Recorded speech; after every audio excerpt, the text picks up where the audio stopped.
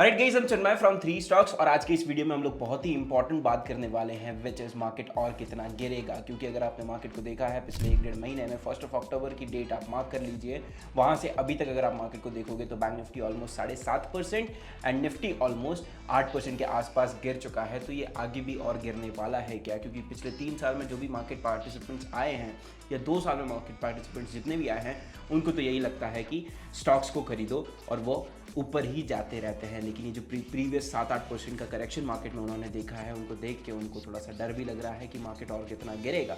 और अगर आप उनमें से एक हो तो this video is exactly for you कि और कितना मार्केट गिर सकता है, क्या हमारे लिए इंपॉर्टेंट सपोर्ट है, क्या इंपॉर्टेंट लेवल्स है, क्या मार्केट यहाँ से रिवर्सल मार भी सकता है या नहीं मार सकता है, FIIs क्या कर रहे हैं, DIIs क्या कर रहे हैं, is the exact thing that we are going to talk about in this video. Let's get started with the video. और राइट, तो सबसे पहले हम लोग बात कर लेते हैं FIIs एंड DIIs की एक्टिविटी के बारे में। मंथ वाइज भी और डे वाइज भी हम लोग थोड़ा बहुत समझ लेते हैं। अगर आप देखो यहाँ पे तो अप्रैल से स्टार्ट करते हैं। अप्रैल 2024 में FIIs ने थोड़ा बहुत बेचा था। यहाँ पर हमारे पास डेटा है FIIs का and on this side we have DIIs data. Alright, तो FIIs ने थोड़ा बहुत यहाँ पर बेचा था विच इज़ ऑलमोस्ट 35,000 करोड़ के आसपास उन्होंने सेलिंग की थी। उसके बाद अगर आप मई देखो तो 42,000 के आसपास सेलिंग की थी। जून पॉजिटिव था, जुलाई पॉजिटिव था एंड अगस्त भी थोड़ा बहुत नेगेटिव था, मतलब 20,000 करोड़ ही बेचा था उन्होंने। लेकिन उसके बाद अगर आप सितंबर देखो तो सितंबर में उन्होंने 12,000 करोड़ ही खरीदा एज़ कम्पेयर टू जितना अगस्त में बेचा उसके कंपैरिजन में ज़्यादा खरीदा नहीं है। तो अगर आप ओवरऑल देखो पिछले अप्रैल से लेके अभी अक्टूबर तक का महीने का, तो हमको सिर्फ एक ही चीज़ दिखाई दे रही है which is they have been selling a lot for a very long now. लेकिन ये जो सेलिंग है ना, ये हमारा अब्जॉर्ब हो जाता है। रीज़न इज़ मार्केट में भी ऑलमोस्ट 33% रिटेल पार्टिसिपेंट्स हो चुके हैं। रीसेंट नंबर्स तो यही बताते हैं जहाँ तक मैंने देखा है। अब इतने अगर रिटेल पार्टिसिपेंट्स हो चुके हैं तो जितना भी FIIs बेच रहे हैं उतना हम सब एब्जॉर्ब करने की औकात रखते हैं। Alright, and we have a capacity to absorb all the money that has been sold in the market. तो मार्केट में वो लोग सेलिंग भले ही कर रहे हैं लेकिन हम लोग तो खरीदे जा रहे हैं। Retail investors are buying. और कहीं ना कहीं ये जो DIIs हैं, ऑलराइट, DIIs में भी इनडायरेक्टली ना डायरेक्टली रिटेलर्स का ही पैसा जाता है। क्यों? देखो, not majority of them but a few of them. जैसे हम बात कर लें अगर LIC के बारे में या फिर ये कोई भी आप बड़े DIIs के बारे में बात करो तो क्या है वो इंश्योरेंस फर्म्स हैं, बैंक्स हैं। ऑलराइट, और इन लोगों के पास पैसा कहाँ से जा रहा है? हम ही तो बैंक में डिपॉजिट कर रहे हैं, हम ही तो इंश्योरेंस खरीद रहे हैं। तो directly the money is basically going to stock market. Not a lot of it, not entire of it, लेकिन कुछ परसेंटेज वो लोग इन्वेस्ट करते हैं स्टॉक मार्केट्स में ही। नहीं तो LIC हमें इतनी अच्छी पॉलिसीज़ कैसे दे सकता है? ऑलराइट, इतने अच्छे ROIs कैसे दे सकता है कि 15 साल में आपका पैसा डबल हो जाएगा? ये जो भी सारी चीज़ें वो लोग करते हैं, नॉट इवन LIC, उसके अलावा भी जितने भी सारे ब्रांड्स हैं वो कैसे करते हैं? This is exactly what they do. Money market, stock markets में पैसा लगाते हैं वो। ऑलराइट, सो यहाँ पर हमारे पास दिखाई दे रहा है कि DIIs ने काफ़ी ज़्यादा through out this particular time खरीदा ही है। जब अप्रैल में FIIs ने बेचा 35,000 करोड़ का, तो DIIs ने खरीदा।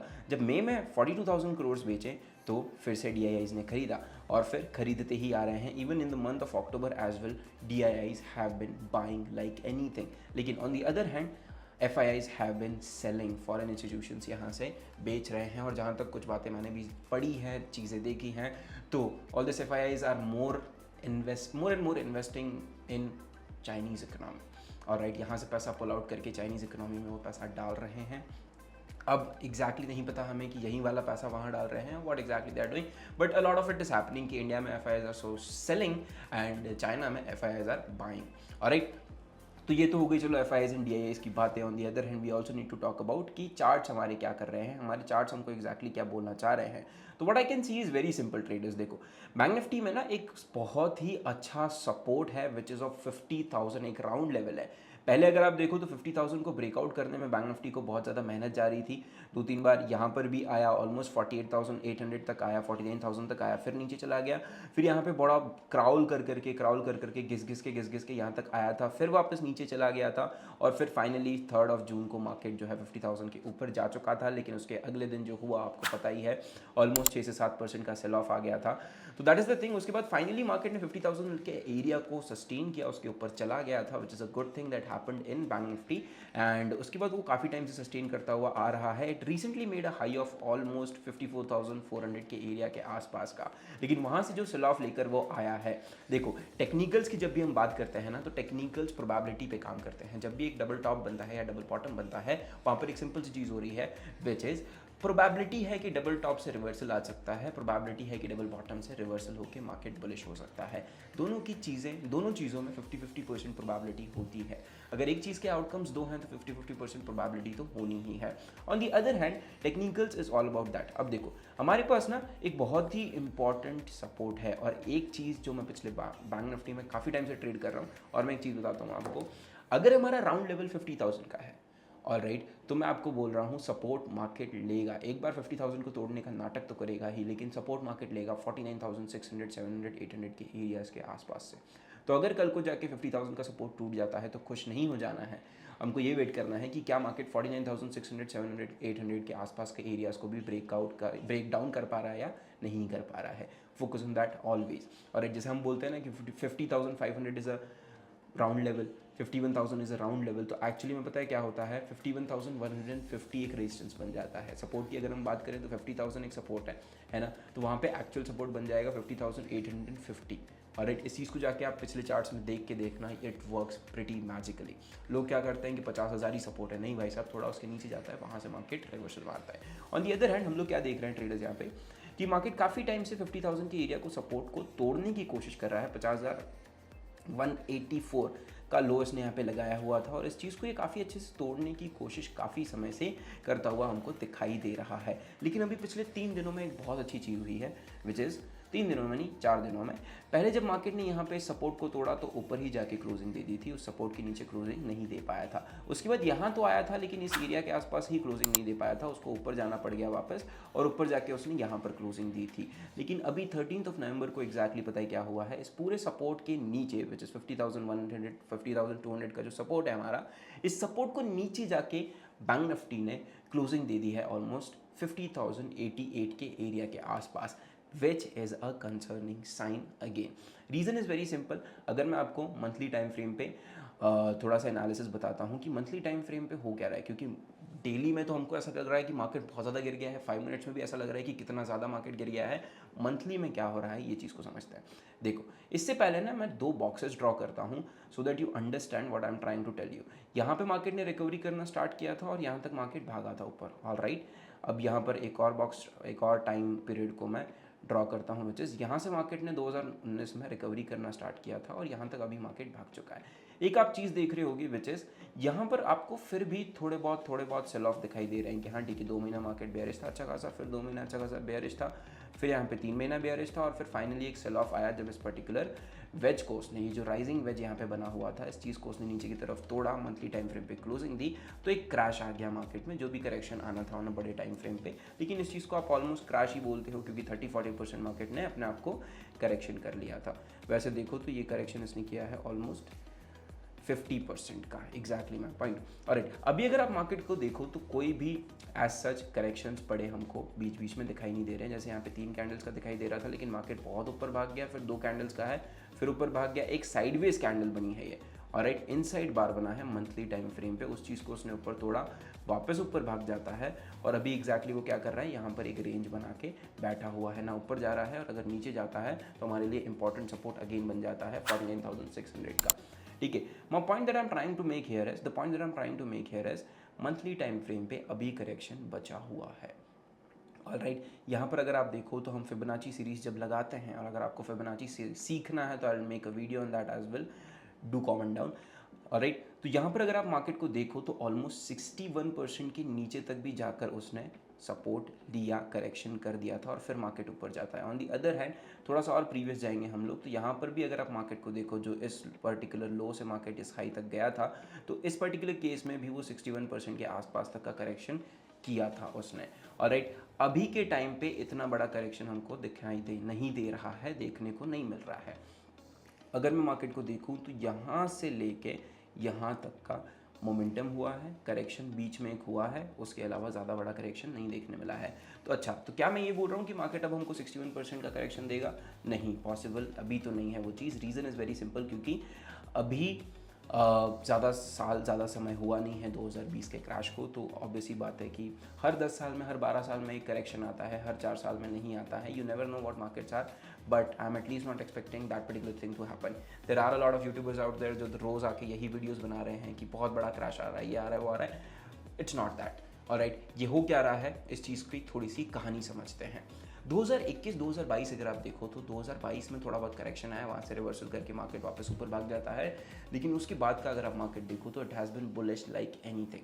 काफ़ी ज़्यादा बुलिश रहा है। Every single person out there जिनको मैं जानता भी हूँ, उन्होंने स्टॉक्स में इन्वेस्ट किया है, वो लोग 30%, 40%, 25%, 15%, 10% का ROI बनाकर बैठे हुए हैं। इतना ROI अगर वो लोग बनाकर बैठे हुए हैं, इसका सिंपल सा रीज़न ये हो जाता है ट्रेडर्स कि they are pretty much happier. लेकिन अभी पता है क्या होगा, क्योंकि 30-40% ROI बनाया है, of course there are not everybody is a long term investor in market, है ना।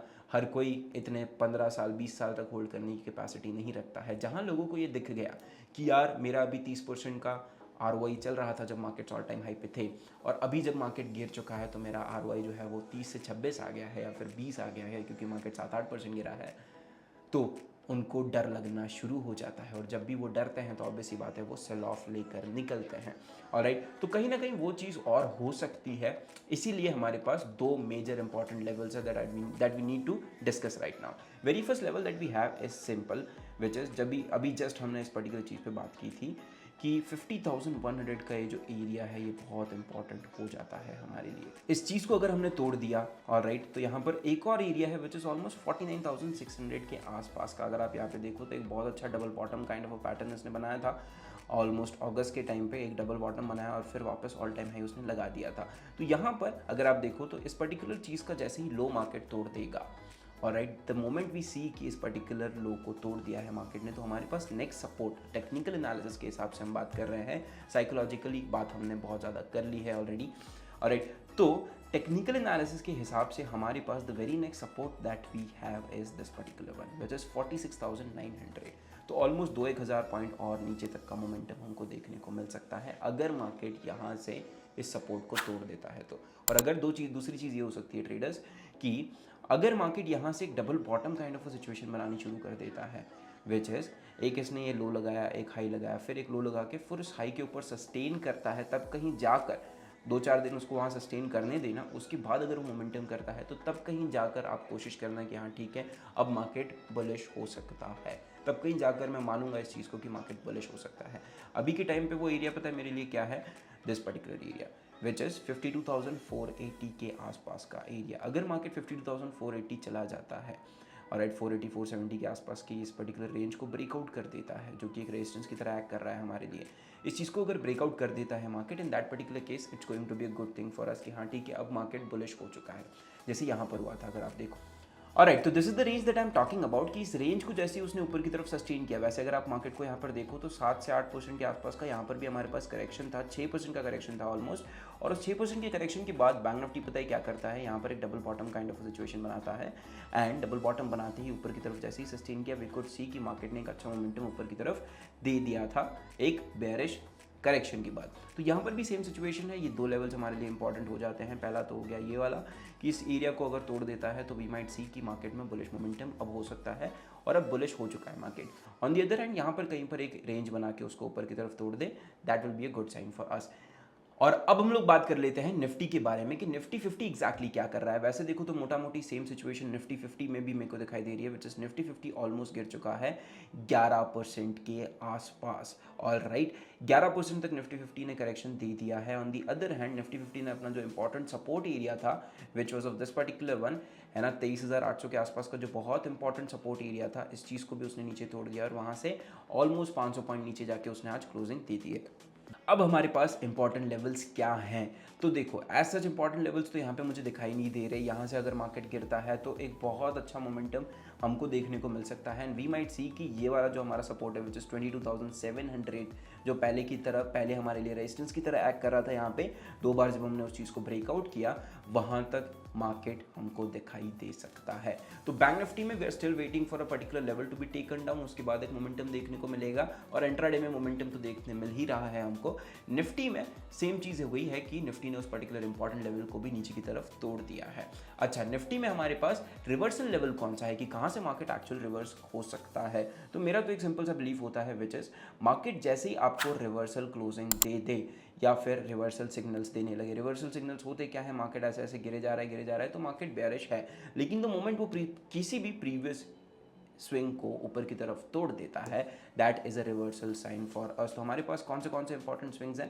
पहला तो ये हो गया the most important swing which is 24,500 के आसपास का। दूसरा ये हो गया, बट ऑब्वियसली बात है पहले स्विंग को ही उसने अगर तोड़ दिया तो हम यहीं से बुलिश कंसिडर कर लेंगे, लेकिन जब तक एक बुलिश क्लोजिंग नहीं मिलती है, do not consider markets to be in a bullish trend. Alright, ये मैं चीज़ आपको बता दे रहा हूँ अभी से कि जो मार्केट जहाँ जा रहा है उसके साथ चलते रहो। बेयरिश ट्रेड्स अगर मार्केट दे रहा है, बेयरिश ट्रेड्स लेते रहो जब तक हमको मार्केट 3-4 दिन स्टॉप लॉस ना दे दे बेयरिश ट्रेड्स में और फाइनली दिखा ना दे बुलिश क्लोजिंग करके कि भाई साहब अब जो है मार्केट बुलिश है, तब तक keep trying and just do one thing which is keep shorting on bank Nifty and Nifty. और that is at least what I believe in. अगर आपने यूट्यूब वीडियोस भी देखे हैं, रील्स भी देखी है, तो मैं यही करता हूँ कि अगर मार्केट गिरते हुए दिखाई दे रहा है तो ये सोचो ही मत कि मार्केट भागेगा कब, और अगर मार्केट भागते हुए दिखाई दे रहा है तो ये सोचो ही मत कि मार्केट गिरेगा कब। भाग रहा है यही सोचो भागता रहेगा, गिर रहा है यही सोचो कि गिरता रहेगा market. That is the simple philosophy that I have and I hope this particular video is helpful for you. आपको मज़ा आया होगा आज का ये एनालिसिस वीडियो देख के, एंड अगर आपको ऐसे ही analysis videos on a regular basis in detail चाहिए तो डू लेट मी नो। नहीं तो 2-5 मिनट में हर कोई आके एनालिसिस तो यूँ कर करके चला जा रहा है आपके लिए ऑन अ रेगुलर बेसिस। तो हाँ जी, do let me know in the comments and अभी आपके पोर्टफोलियोज कितने लाल चल रहे हैं वो भी बताते जाइएगा। Thank you so much for watching.